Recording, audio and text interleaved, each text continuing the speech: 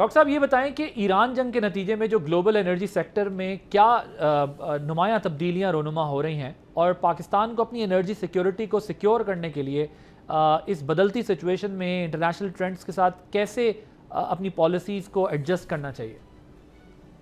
बिस्मिल्लाहिर्रहमानिर्रहीम। हमने पहले तो ये सीखा है इस सारी चीज़ से कि एनर्जी सिक्योरिटी जो है वही इकोनॉमिक सिक्योरिटी है, वही फूड सिक्योरिटी है, और ये अंडरपिन करती है किसी भी मुल्क की, जिसे कहेंगे बैलेंस ऑफ पेमेंट्स को और मैक्रो स्टेबिलिटी को। क्योंकि जैसे आप इंपोर्टेड चीज़ों पर रिलाई करते हैं वैसे ही आपका करंट अकाउंट डिस्टर्ब होता है अगर तेल की कीमत बढ़ी।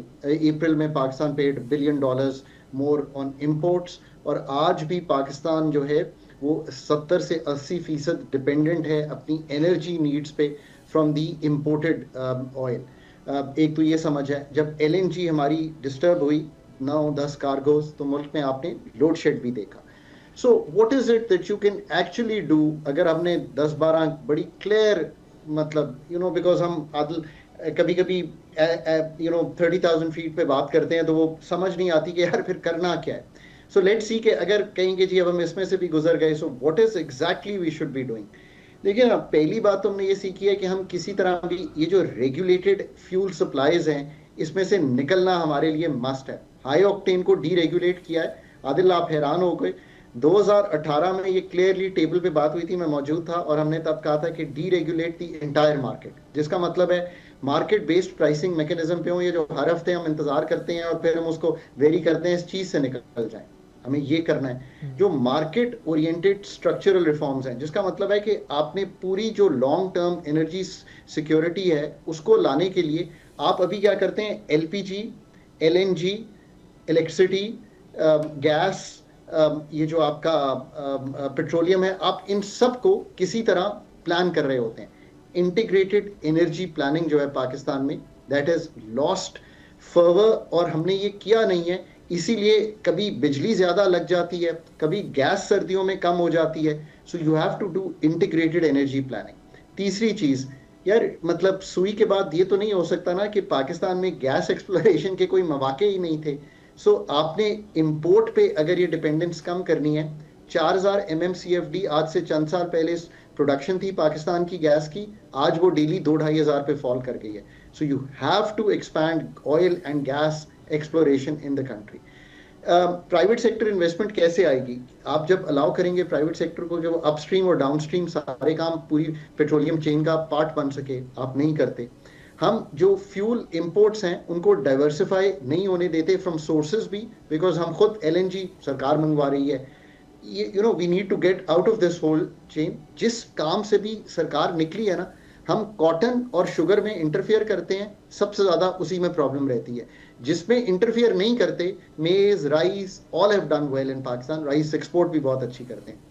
आदिल, आप हैरान हो जाओगे, मतलब you will be surprised. Pakistan में, ये मैं कल ही लिख रहा था, जितनी भी रिफाइनरीज हैं, आप कहते हैं क्रूड मंगवा लें रशिया से, आप कहते हैं क्रूड मंगवा लें ईरान से। यार let me tell you something, Pakistan की एक रिफाइनरी है पार्को जो लाइट कन्वर्जन कर सकती है, डीप कन्वर्जन वो भी नहीं करती। बाकी सब रिफाइनरीज हाइड्रो स्किमिंग पे हैं, वो तो ये क्रूड रिफाइन ही नहीं कर सकती।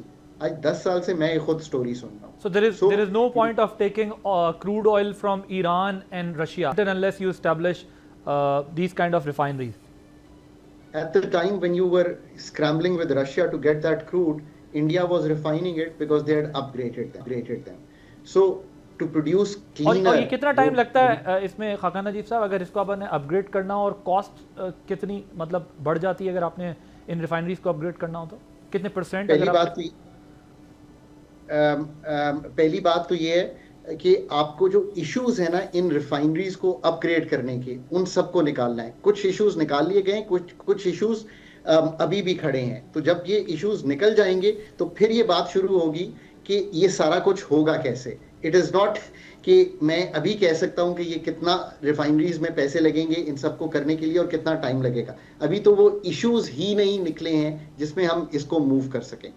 The authorities are realizing कि ये काम होना है, so we are moving into that. इसमें एक और बड़ा important point है, why don't you have cleaner fuels? Why don't you have pollution under control? because you can't use जो हमारी रिफाइनरीज का तेल है which is higher quality fuels that meets international environmental standards. So that's something to think about. Strategic reserves, मुझे याद है आदिल, जब ये कोविड हुआ था तो ये डिसाइड हो गया था कि पाकिस्तान जो है 2 से 3 माह के स्ट्रेटेजिक रिजर्व्स रखेगा. When you went into the exogenous shock, ये जो अभी लगा है Straits of Hormuz का, you know what strategic reserves we had? Zero. We had commercial reserves जो इन्होंने मेंटेन किए हुए थे. अथॉरिटीज ने अच्छा काम किया, वरना just to give you an example, India के पास 70-80 दिन के थे, इसीलिए शायद उन्होंने प्राइस वेरिएशन भी उस तरह नहीं की. जापान के पास 240 दिन के थे. मैं नहीं कहता हम 240 या 70 दिन रखें, but at least a month reserve is something we must do. फिर जो पेट्रोलियम टैक्सेशन है यार, इसको रैशनलाइज तो करना पड़ेगा ना, बिकॉज आदिल जैसा leading compare with high salaries, compare him with a motorbike person who has 80,000 rupees salary in his motorbike is paying the same amount.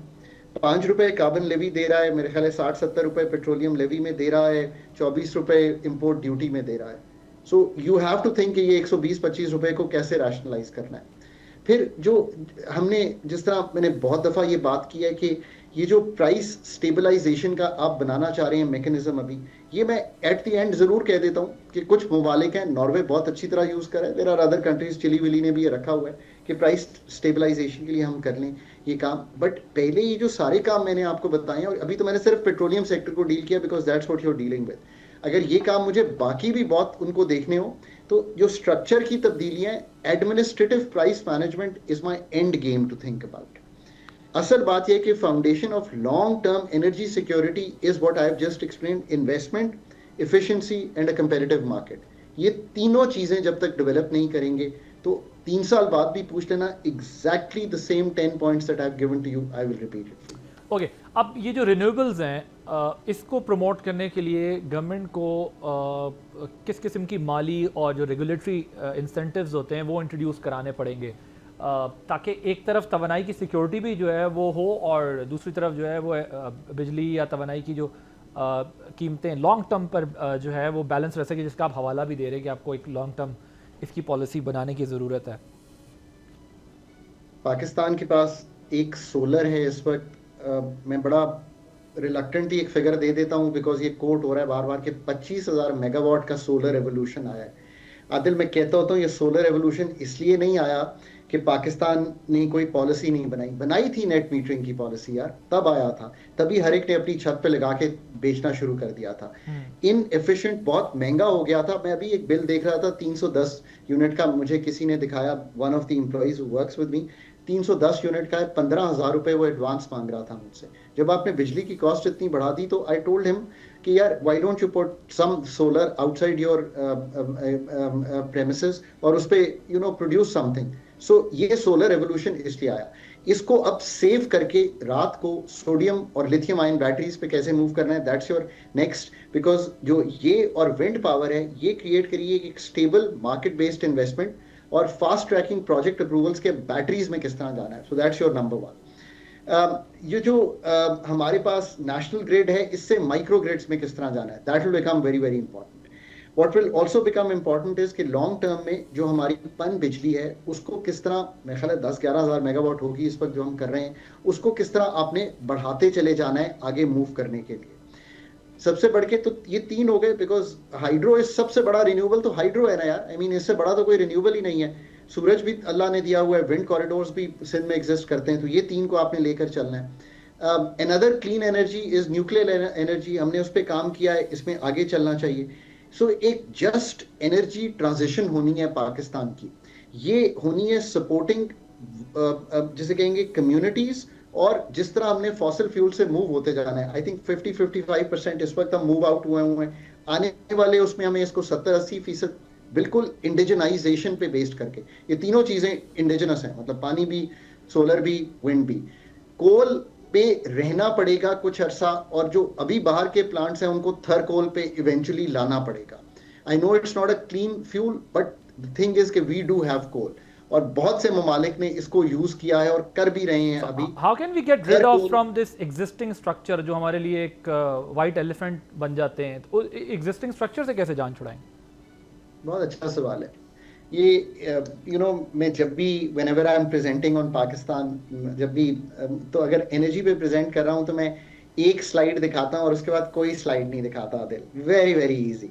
सो मैं कहता हूँ कि यार एनर्जी सेक्टर रिफॉर्म नहीं मांगता, so I put a cross on reform. ये तंजीम नौ मांगता है।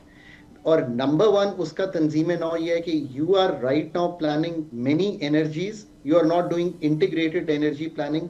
उसका आर्किटेक्चर क्या है आदिल? आपने कभी दुनिया में जाके, मैंने एक ही जगह ज्यादा काम किया है, उसका नाम है ऑस्ट्रेलिया। मैं वहीं का ट्रेंड हूँ, मैं वहीं का पढ़ा लिखा हूँ। वहां पे एक चीज है, उसका नाम है ऑस्ट्रेलियन एनर्जी मिनिस्ट्री, यानी कि everything has been brought to one thing, और वो एनर्जी की प्लानिंग करते हैं।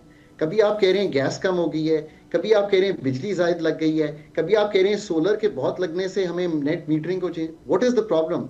You are not planning energy, so you need to put an energy ministry architecture. और मैं बड़े अदब से कहता हूं कि अब कंट्रीज मूव कर गई हैं from a non professional energy into a professionally run energy ministry. That's number one. Number two is कि आप बहुत बड़ी गलती कर रहे हैं, और मैं इसको गलती ही कहता हूं कि आप अभी भी एक अगर सादा लफ्जों में हम समझने की कोशिश करते हैं, आप ये कह रहे हैं कि ये मिनिस्ट्री जो है वो टेक्निकली एक्सपर्ट्स के पास ही होनी चाहिए, जिनको इसकी सब समझ हो, और पूरा मिनिस्ट्री का जो स्ट्रक्चर है वो प्रोफेशनल्स पर बेस करता हो। ऐसे लोग नहीं जो सिर्फ 3 साल या 2 साल की पॉलिसी या 5 साल की पॉलिसी सोच के बना लेते हैं, जिनको पता हो कि हाँ 10 साल बाद या 8 साल बाद ये इसकी यूटिलिटी रहेगी भी या नहीं रहेगी। ये बिल्कुल बात दुरुस्त है। एडवांस स्टडीज हो उनके पास, उनको आइडिया हो रिसर्चेस का कि ये सब कुछ होने जा रहा है। वरना बाबूज तो डर के मारे वजीरों की बात मान लेते हैं कि जी जल्दी जल्दी लाओ खंबे और चीज़ें करो और ख़त्म करो काम को, ट्रांसफार्मर्स लगाओ तो बिजली दो और निकलो बस। आप खुद कहते हैं ना कि आईपीपीज की पॉलिसी 90 की दिहाई में गलत थी। मैं तो नहीं कह रहा, मैं तो उस दिन भी, मुझे 90 की दिहाई में याद है, I was visiting from abroad, तो मैंने कहा था कि 17% डॉलर डिनोमिनेटेड रिटर्न पाकिस्तान दे रहा है एनर्जी के प्लांट्स पे, जबकि पाकिस्तान का बॉन्ड 8.5% का बिक रहा था। सो यस, आप आज कहते हैं कि बहुत लंबी हो गई, हमने ये नेशनल ग्रिड पे जो नेशनल मीटरिंग की, मैं थोड़ी देर के लिए मान लेता हूँ नेट मीटरिंग बहुत, तो so then there is something wrong with the architecture. You put it rightly. So a professional synergistic energy ministry, ये ख्वाब है मेरा। इसके अलावा मसला बनेगा नहीं। नंबर 2 अंडरस्टैंडेबल है, क्योंकि ये टेक्निकल से डिपार्टमेंट है। ये आप बेशक हार्वर्ड के ग्रेजुएट हो, लेकिन इसका ये मतलब नहीं है कि आप टेक्निकल सिस्टम समझ के जो है वो कोई मिनिस्ट्री चला सकते हैं। I totally agree with you कि इसमें बहुत प्रोफेशनल आदमी हो, और बल्कि आप पार्टीज को चाहिए कि उन प्रोफेशनल्स को अपनी पार्टी में ले लिया करें, जिनको बाद में उन्होंने ये रेलेवेंट मिनिस्ट्रीज देनी होती है। I got your point, what you are trying to say. Number 2, what you're doing, again you're making a very big mistake. Australia में एक चीज है, उसका नाम है AER. AER stands for Australian Energy Regulator. What your problem is कि you have two regulators which don't talk to each other. So they're regulating बिजली at one instance, petroleum and gas at one instance. The interplay of those two is weak. So you're not getting a regulatory framework which is state of the art modern regulatory framework of energy regulatory. So you need a Pakistan energy regulator which is a market maker. और मैं फिर अदब से एक बात कह दूं, because सब दोस्तों के साथ काम किया, इसको पार्किंग प्लेस ना बनाएं। अगर आप मुझे ये कहो ना कि हमने बना दिया आदिल, डॉक्टर साहब आप इसको हेड कर लें, एक्चुअली मुझे माजरत करनी चाहिए। मैं एक मैक्रो फिस्कल इकोनॉमिस्ट हूँ, मेरा यही काम है। मुझे रेगुलेटरी एनर्जी एक्सपर्टीज बहुत कम है, मुझे उस नौकरी से माजरत कर लेनी चाहिए। You know, I'm being a true patriot when I say this. हम तो 90s को IPPs को थोड़ी देर के लिए भूल भी जाएं, लेकिन हम सोलर को कैसे भूल सकते हैं? ये तो अभी बिल्कुल रीसेंट पास्ट है हमारा। धड़ाधड़ सोलर आया, बिलियंस ऑफ रुपीस लोगों ने इन्वेस्ट किए, फिर आपने नेट मीटरिंग की पॉलिसी दी, और उसके बाद क्या हुआ? यानी आपकी असेसमेंट का मसला है। देखें, बहुत लंबे से बड़े कॉम्प्लेक्स सब्जेक्ट्स हैं ये। 2013 में ये डिबेट हो रही थी कि यार आप एनर्जी प्रोड्यूस करें, पहला चैलेंज ये था। दूसरा ये था कि आपका जो सिस्टम्स हैं वो पुराने हो गए हैं, उनकी भी ओवरहॉलिंग होनी है। तो आपने एनर्जी प्रोड्यूस कर ली, लेकिन जो लाइन लॉसेस थे या जो आपके सिस्टम्स में प्रॉब्लम थे वो आप उसको एड्रेस नहीं कर सके, because it requires lot of money. और आपको वहाँ पर प्लानिंग करनी चाहिए थी कि एक लिमिट से ज़्यादा हमें एनर्जी प्रोड्यूस नहीं करनी चाहिए। Thank you so much. Number जी जी जी, आदिल, गुड गुड। सिर्फ हम 30 सेकंड और लेंगे। मैंने 4 चीजें कही थी, ये 2 चीज होंगी। तीसरी चीज ये है कि आपके ट्रांसमिशन के कंस्ट्रेंट्स हैं। 2400 मेगावाट बिजली सिंध में 14 रुपए पे पड़ी है, अपस्ट्रीम लेके नहीं जा सकते। सो आपको एनटीडीसी को भी प्राइवेट पब्लिक पार्टनरशिप में लाना पड़ेगा और निकलना पड़ेगा इस काम से। आखिरी बात यह है कि किसी तरह आपको रिटेल लेवल पर डिस्कोस को नीचे प्राइवेट सतह पर देना पड़ेगा, वरना मैं फिर कहता रहूंगा, लाइन लॉसेस और कलेक्शंस को पुट टुगेदर करें तो 400-500 अरब का सर्कुलर डेट हर साल खड़ा होता है। सब्सक्राइब करें और बेल दबाएं ताकि कोई खबर रह न जाए।